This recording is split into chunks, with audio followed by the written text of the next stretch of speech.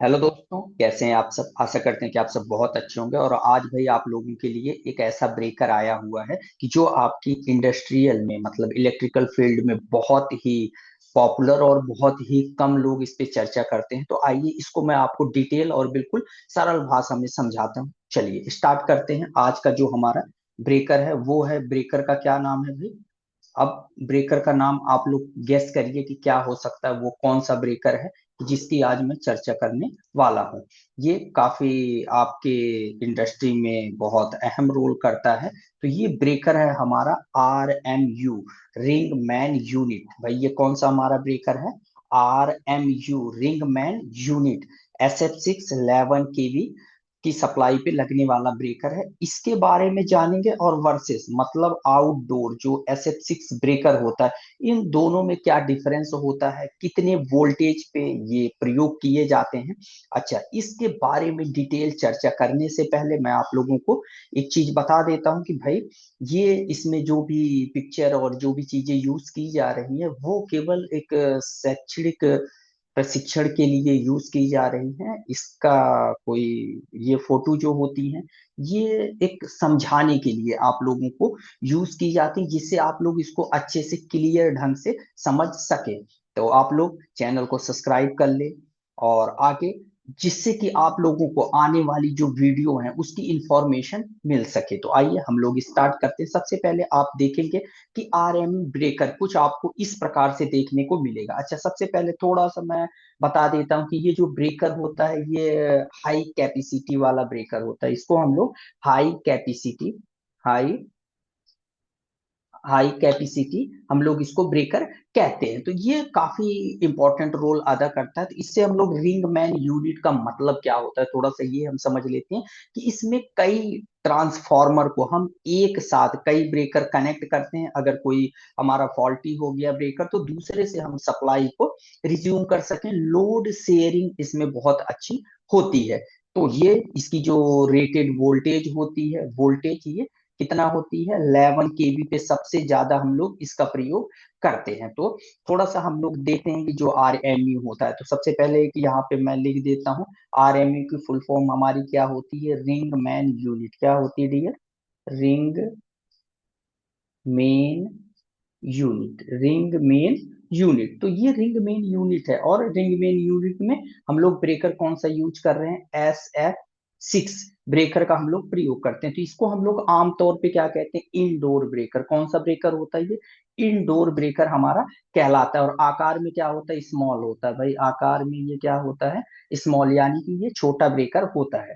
ठीक है, ये एक कैबिनेट होती है, मेटल की एक कैबिनेट होती है जिसके अंदर ये क्या होता है हमारा ब्रेकर बंद होता है। तो आइए मैं अगले पेज पे आप लोगों को अच्छे से समझाता हूँ। ये इसका क्या है भाई? गैस प्रेशर है। तो चलो गैस प्रेशर के बारे में भी मैं थोड़ा सा आप लोगों को बताऊंगा। तो पहले मैं आपको जहाँ पे इसके बारे में और समझा देता हूँ कि भाई ये जो ब्रेकर है ये क्या होता है, बहुत ही कॉम्पैक्ट होता है। बहुत ही कॉम्पैक्ट ब्रेकर होता है। ये बहुत कॉम्पैक्ट ब्रेकर होता है, छोटा होता है। अच्छा, ये स्टेनलेस स्टील, जो स्टेनलेस स्टील होता है उसके टैंक मतलब चारों तरफ से इसको इस तरह से कवर किया जाता है। स्टेनलेस स्टील के द्वारा इसको हम लोग बहुत अच्छे से कवर करते हैं, जिससे कि एक तरह से ये विश्वसनीय ब्रेकर होता है कि भाई अगर ऐसी कोई प्रॉब्लम हुई कभी तो ये ज्यादा नुकसान नहीं पहुंचाएगा। ठीक है। अच्छा, ये इसकी जो सेफ्टी होती है और पर्सनल सेफ्टी में लगभग बिना मेंटेनेंस वाला, इसको इसमें जो मेंटेनेंस कॉस्ट होती है ये बहुत कम आती है, क्योंकि इसको हम लोग एक तरह से मेंटेनेंस फ्री नहीं बोल सकते, लेकिन कम मेंटेनेंस वाला इसको हम लोग ब्रेकर बोलते हैं। तो इसका हम लोग जो ऑपरेशन करते हैं मतलब या यूज जो करते हैं वो 11 kV पे हम लोग इसका ज्यादातर प्रयोग करते हैं। अच्छा, अब हम लोग इसको देखते हैं कि भाई ये कहाँ पे इंस्टॉल्ड होता है। तो आपके यहाँ एक बेस होगा, एक बेस बना होता है, यानी कि फर्श बनी होती है। उसके ऊपर इस ब्रेकर को क्या किया जाता है? इंस्टॉल्ड किया जाता है। तो ये जो आईपी आपका आर एम यू SF6 जो ये ब्रेकर होता है, RMU SF6 जो हमारा ब्रेकर होता है, ये क्या होता है? ये सबसे पहले इसकी रेटिंग देख लो। इसकी जो रेटिंग होती है IP65 और आईपी IP65 और हमारा क्या होता है, 3x रेटिंग का ये ब्रेकर होता है, IP65 और IP3X रेटिंग का ये क्या होता है, ये हमारा ब्रेकर होता है। अच्छा, आमतौर पर ये 1-2 मीटर ऊंचाई, इसकी जो हाइट होती है 1 से लेके 2 मीटर तक होती है, तो बहुत बड़ा नहीं होता है भाई, कम जगह में ये क्या हो जाता है, फिक्स हो जाता है। अच्छा, जो हमारा आउटडोर ब्रेकर होता है, थोड़ा उसके बारे में हम लोग समझेंगे कि आउटडोर ब्रेकर होता है, ये भारी भरकम ब्रेकर होता है। Outdoor outdoor SF6 breaker breaker ये क्या होता है, भारी भरकम ब्रेकर होता है भाई, भारी भरकम ब्रेकर हमारा ये होता है। तो ये इसका जो हम लोग प्रयोग करते हैं अक्सर, इसको हम लोग 33 kV के ऊपर की वोल्टेज से लेके 800 kV की वोल्टेज तक इसका हम लोग क्या करते हैं, प्रयोग करते हैं, क्योंकि ये बड़े सब स्टेशनों में डियर इसका क्या किया जाता है, प्रयोग किया जाता है। अच्छा, ये भी हमारी जो इसकी रेटिंग होती है, ये IP54, ठीक है।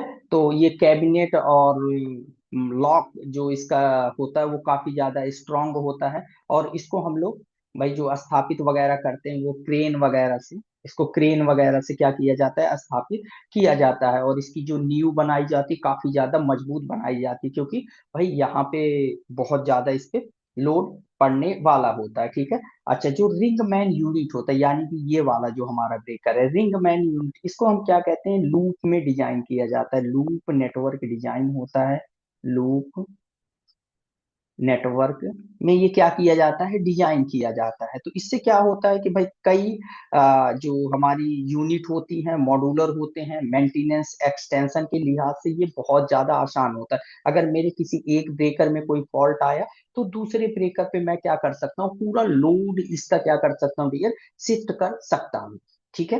अच्छा, अब हम थोड़ा सा और इसके बारे में समझते हैं कि वोल्टेज रेटिंग हमने समझ लिया कि भाई ये हमारा जो आउटडोर होता है ये 33 kV से लेके 800 kV, और जो हमारा R M E SF6 breaker होता है, इसका हम लोग बेसिकली जो प्रयोग करते हैं वो 11 kV की वोल्टेज पे हम लोग इसका प्रयोग ज्यादातर करते हैं, ठीक है। अच्छा, अब हम इसके बारे में हमें और क्या जानना जरूरी है कि ये जो हमारा RM SF6 जो ब्रेकर होता है, ये बेसिकली ज्यादातर हमारी कंपनियों में यूज होता है।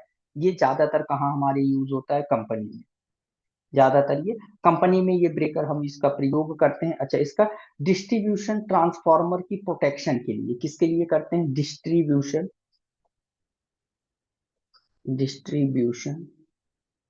आपका, आपके यहाँ जो डिस्ट्रीब्यूशन ट्रांसफार्मर लगा होता है उसकी प्रोटेक्शन के लिए इस ब्रेकर को हम लोग लगाते हैं, क्योंकि ये जो आपका ट्रांसफार्मर लगा होगा वो 11 kV का इनपुट वोल्टेज लेगा और 440 वोल्ट का आउटपुट वोल्टेज देगा। तो उसी डिस्ट्रीब्यूशन ट्रांसफार्मर की सेफ्टी के लिए हम लोग इस ब्रेकर का क्या करते हैं, प्रयोग करते हैं। तो आमतौर पर जो RMU की इनकमिंग जो इसका फीडर होता है, अक्सर ये SF6 वैक्यूम ब्रेकर। अच्छा, एक सवाल इंटरव्यूअर पूछता है कि भाई SF6 क्या है, SF6 क्या है, तो आप क्या जवाब देंगे, SF6 क्या होता है डियर, SF6 क्या होती है, एक प्रकार की गैस है, आप वहां पे बताएंगे सर SF6 एक प्रकार की गैस है।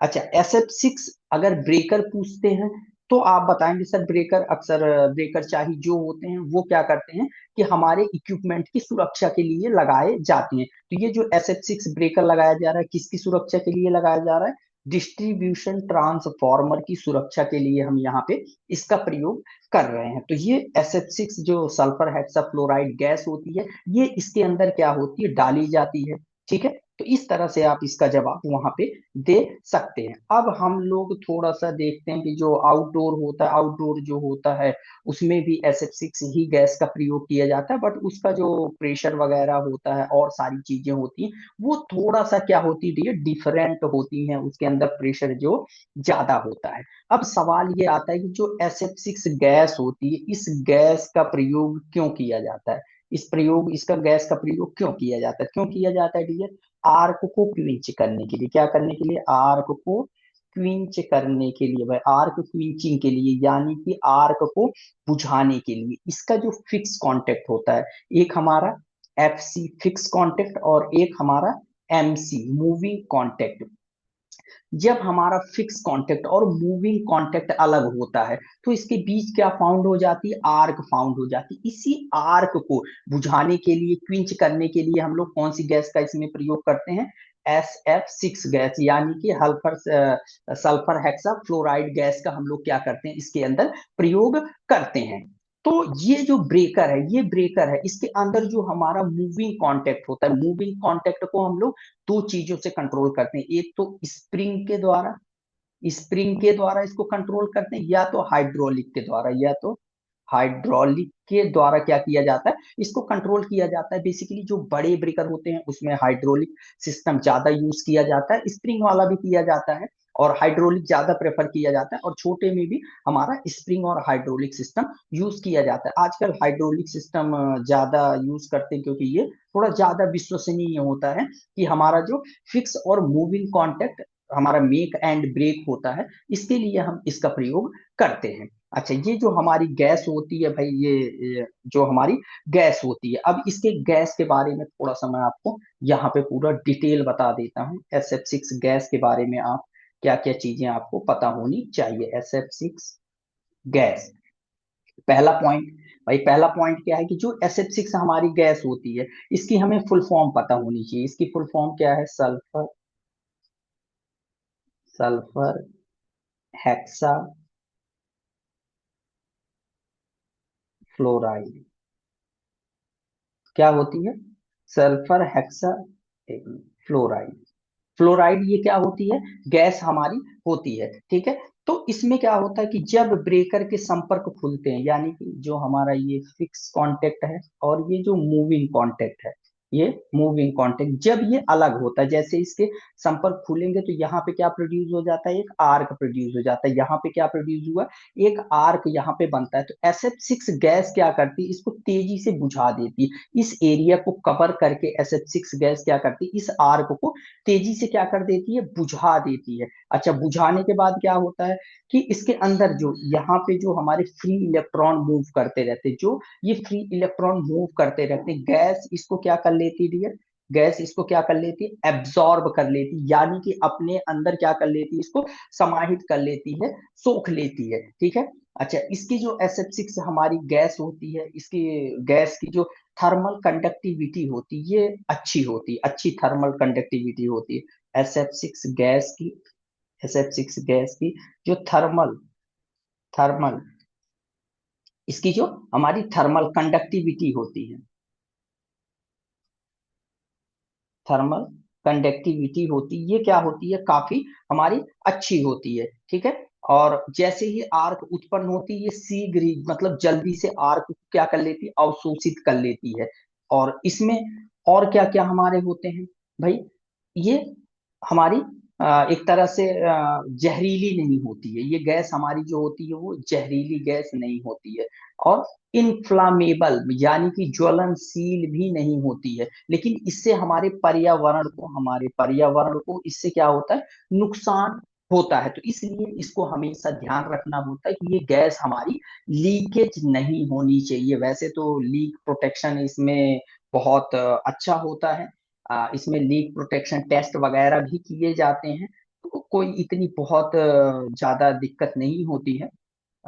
काफी सिस्टम इसके अंदर रखा जाता है कि जिससे कि ये गैस हमारी जो है वो लीक ना हो। अच्छा, जो गैस की मॉनिटरिंग होती है, मैं अगले पेज पे बताता हूँ कि गैस की हम लोग जो मॉनिटरिंग करते हैं। चलो कोई नहीं, यहाँ पे इसको जरा रफ करके यहीं पे मैं समझा देता हूँ। वीडियो थोड़ा लंबा हो रहा होगा लेकिन आराम से देखिएगा, इसके बारे में आप अच्छे से बहुत सारी चीज यहाँ पे सीखने वाले हैं, ठीक है। और किस टॉपिक पे आप लोगों को वीडियो चाहिए कमेंट जरूर करिएगा, ठीक है। मैं उस टॉपिक को भी यहाँ पे कवर करने की कोशिश करूंगा। यहाँ पे एक हेडिंग डाल लीजिएगा, गैस मॉनिटरिंग। चलो, गैस मॉनिटरिंग में क्या होता है कि जो हमारी SF6 गैस होती है, इसकी जो डेंसिटी हम लोग उसके लिए डेंसिटी के लिए वहां पे गेज लगा होता है। क्या लगा होता है, मॉनिटरिंग के लिए SF6 density, SF6 density gauge. Density gauge लगा होता है, जिससे हम लोग क्या करते हैं कि भाई इसके प्रेशर को हम लोग चेक करते हैं। इसका अगर प्रेशर बहुत कम हो रहा है, न्यूटन स्तर पे अगर इसका प्रेशर आ रहा है, तो एक यहाँ पे क्या क्रिएट हो जाएगा, अलार्म। यहाँ पे क्या क्रिएट हो जाता है, अलार्म क्रिएट हो जाता है। और ये क्या करता है कि अगर ये अलार्म बजता है तो क्या होगा, ब्रेकर आपका क्लोज नहीं होगा, यानी कि ब्रेकर आपका क्या हो जाएगा, ब्रेकर ट्रिप हो जाएगा, ब्रेकर आपका क्या हो जाएगा, ट्रिप हो जाएगा। और दोबारा जब आप इसको ऑन करेंगे तो ये आपका ब्रेकर जो है वो क्लोज, हमारा ब्रेकर दोबारा से नहीं होगा, जब तक कि आप इसके प्रेशर को अगेन नहीं मेंटेन कर लेते हैं। वैसे इसका प्रेशर बहुत जल्दी नहीं गिरता है, ठीक है। अक्सर ये जो इसका टेम्परेचर होता है, टेम्परेचर को हम किस चीज से यहाँ पे कंट्रोल करते हैं, हीटर के द्वारा।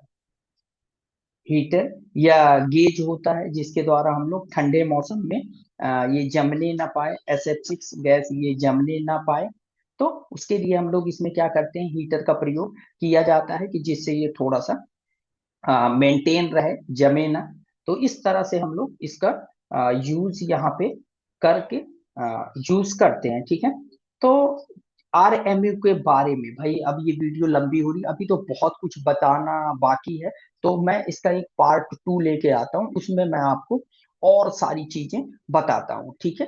तो चलिए, अब वीडियो को यहाँ पे एंड किया जाता है। आप लोग स्वस्थ रहें, मस्त रहें, रिवीजन करते रहें, इसी होप के साथ मैं इस वीडियो को यहाँ पे एंड करता हूँ।